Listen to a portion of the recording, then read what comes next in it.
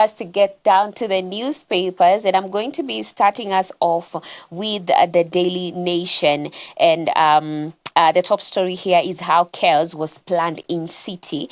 And I see here plans to disrupt Tuesday's protest in Nairobi started as early as last Thursday, with fresh details of the recruitment and facilitation of goons to take on the mostly youthful and peaceful demonstrators emerging. The criminals' unholy alliance with the anti-riot officers in their reign of terror on the streets was also clear manifestation of blessings from above. That is in quotes. That is on pages 2, 3, 4, and also 5.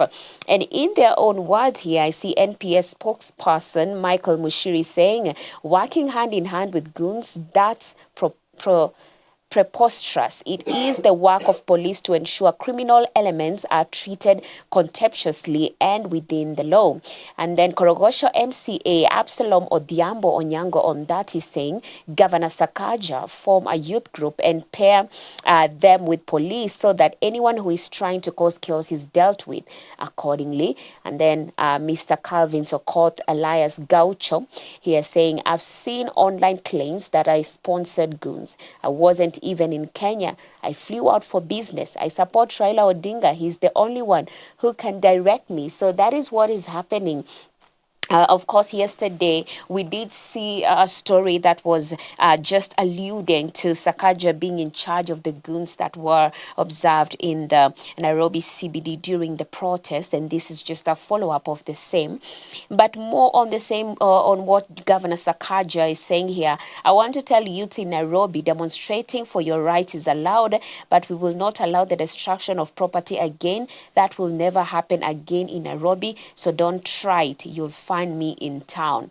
And I think now that is what was being referred to. But then after, we categorically dissociate ourselves from any gangs, militias, or politically sponsored groups that exploit demonstrations to engage criminal activity. And that was Mr. Sakaja's statement yesterday regarding the accusations that he was in charge of the goons that were in the CBD. And there's a picture here that is showing clearly goons riding on a motorcycle on University Way, Nairobi on Tuesday, and they engaged in running battles with protesters seeking justice for teacher blogger Albert Ojwang, who was killed while in police custody. And of course, we know how the chaos went down. But moving on, I see here on the topic still, IPOA summons DIG Lagat as 2 officers arrested over Hawker's shooting, which is one of the things that has really caused an outrage, especially on social media and in the hearts of many people. This young man who was killed in broad daylight. And moving on, I see Dare's Life and Times, a tale full of daring. That's a story covered on page 7 of the Daily Nation. And under politics is why Ruto critics in Nyanza are trooping to State House.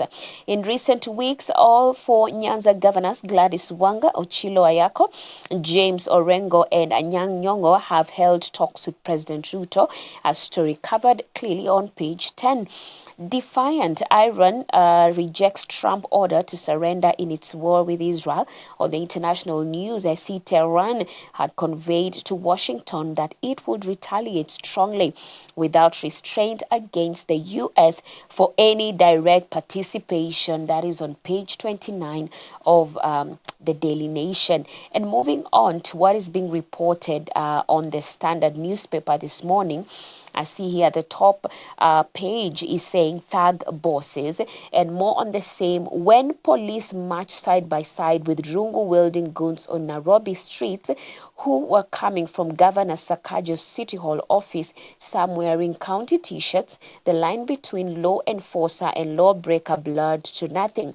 The so-called crackdown on protest morphed into a coordinated rampage. Looting, assault, and destruction ran unchecked. Innocent Wananchi bore the brunt as thugs beat them and vandalized property all while Sakaja clung to his hollow protect businesses mantra. IG Sakaja remains conspicuously silent, failing to condemn officers who protected the goons. And this is a story extensively covered from pages 2 all the way to pages 9 of the Standard. And moving on, I see here still on the Standard, the real estate pullout this morning is touching on construction sector crumbles as investors retreat. And also, this is covered on page 27, still on the real estate pullout.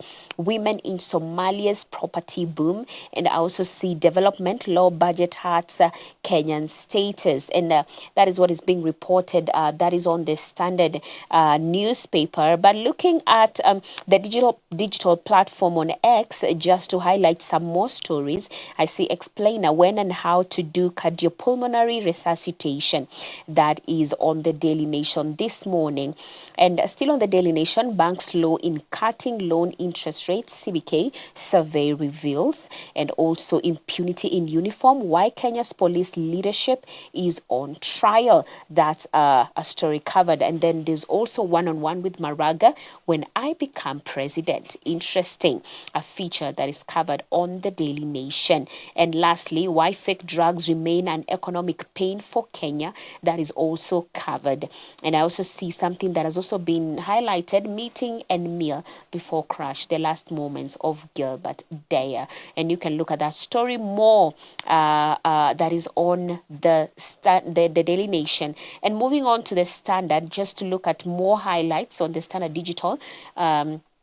I see here Maraga saying we are losing the country. Maraga lays out why he wants the top job. So Maraga is definitely already campaigning for the position of president. And of course, if you would want to listen and hear him, you can have a look at the newspapers. And I think even in the online platforms, YouTube News, you can get a glimpse of what his heart is with regards to the nation. And then Thika officer shot in the throat during violent confrontation with boda rider. This is quite unfortunate. So this is a Thika officer who was shot in the throat during violent confrontation with a boda rider. Quite unfortunate. Quite unfortunate. I think there's also a lot of anger towards the police officers in this season. And more on the Standard, the Hustler Fund hit 8 billion gap. PS blames procedural gaps. And I also see here still on the Standard newspaper, they've also covered 2 Kenyan women stranded in Saudi Arabia plead for state help. This is just coming in right now. 2 Kenyan women stranded in Saudi Arabia plead for state help.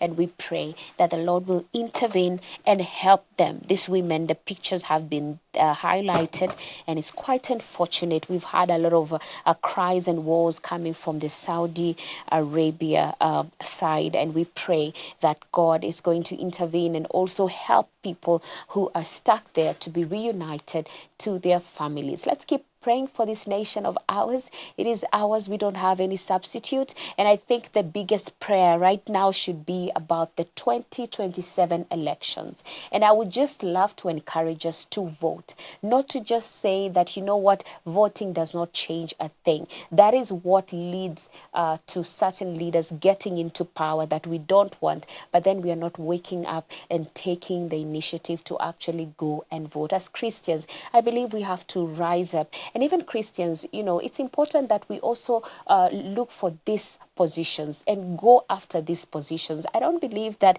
we should stay away from politics. If anything, we need to get there and occupy, literally, so that we'll be able to change whatever is happening, so that we can bring light in the places where there's darkness. And I know they will tell you politics is a dirty game, but I believe if we have the right people in those places, then we can see real change. So if you're a Christian, don't be afraid. If you have passion with politics, you have passion with community, please don't be afraid to apply for these top positions, because we need these top people to be Christians, to be people who know the Lord, who serve the Lord. Because if we have such people there, then definitely we can be certain that everything is going to go well on this other side. Let us not shy away from these positions. If at all the Lord has imprinted in your heart to pursue such things, do not be afraid.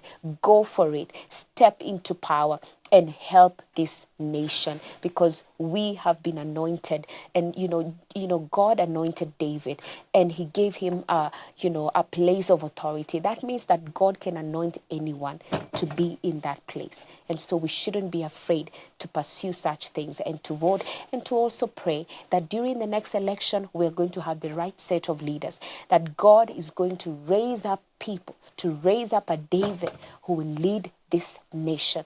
I don't know who it's going to be, but I believe if we pray earnestly and we do not get swayed by the bribes and get swayed by the agendas, get swayed by the manifestos, we can definitely make a sound decision. Then we go there and do what we ought to do as Kenyans and vote, vote, vote. I believe that's what we need in order to bring change unto this nation. It's not just about protesting. Protesting is good. We had better treat it and prevent the thing from happening before now we are trying to cure it later on. It's better to cut it at the very beginning so that we don't have to go into the streets and do what is being done, and then there's so many deaths being reported and there's chaos everywhere. I believe that tunaweza mkunja huyu samaki akiwa mgali mbichi akiwa angali mbichi, not mgali, angali mbichi. Yes, samaki mkunje angali mbichi, usingojea kauke, au sio? But anyway, that's it for the Daily Nation and Standard newspaper. That is what is being reported, and you can definitely have a look and grab a copy of your favorite. And also on Hope FM, tune in. We have news updates at the top of every hour. Hapa kwenye Hope TV, we also have Dira at 7 p.m. We have 9 p.m. News Watch, and also we have amazing other mini programs that also open our eyes to the news. I think I bumped into one just the other day, in case you missed it, with Faith Kaolu. So definitely we have so much content that you guys can chew on, even as we continue to pray for this nation of ours. So right about now, let us have a look at the video of the day.